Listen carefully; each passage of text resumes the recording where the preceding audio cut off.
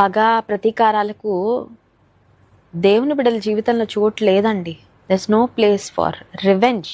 Revenge అనే మాట మన డిక్షనరీలో ఉండడానికి వీలు లేదు. ఆ రివెంజ్ నీ శత్రువులు దేవుడికి అప్పగించు. ఆయన ఎప్పుడు ఎలా చేస్తాడో ఆయన చేస్తాడు. You don't have to do anything. పగ తీర్చుకోవడం నా పని అన్నాడు. ఆయన చెప్తాడు బుద్ధి. నిర్నిమిత్తంగా నీకు శత్రువులుగా మారారా, నిర్నిమిత్తంగా నీకు హాని చేస్తా ఉన్నారా, నిన్ను ఇబ్బంది పెడతా ఉన్నారా, నిన్ను గురించి చెడ్డ మాటలు ప్రచారం చేస్తా ఉన్నారా, నీ కుటుంబ గౌరవాన్ని మంటగలపాలని ప్రయత్నం చేస్తా ఉన్నారా, నీ నుండి మేలు పొంది నీకు కీడు చేస్తా ఉన్నారా, నీ ముందు నమ్మకస్తులుగా కనబడుతూ వెనక నీకు గోతులు తవ్వుతా ఉన్నారా, ఒక నమ్మక ద్రోహులు నీ చుట్టూ ఉన్నారా, దేవుడు చెప్తాడు బుద్ధి. నువ్వేం చేయక్కర్లేదు, దేవునికి అప్పగించంతే. కీడును మేలుతో జయించుడి. That's it.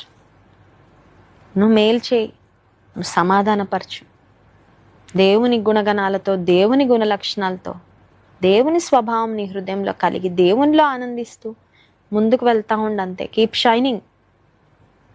ఎవరికి ఎలా బుద్ధి చెప్పాలో దేవుడు చూసుకుంటాడు. అది మన పని అది కాదండి. Download ShareChat.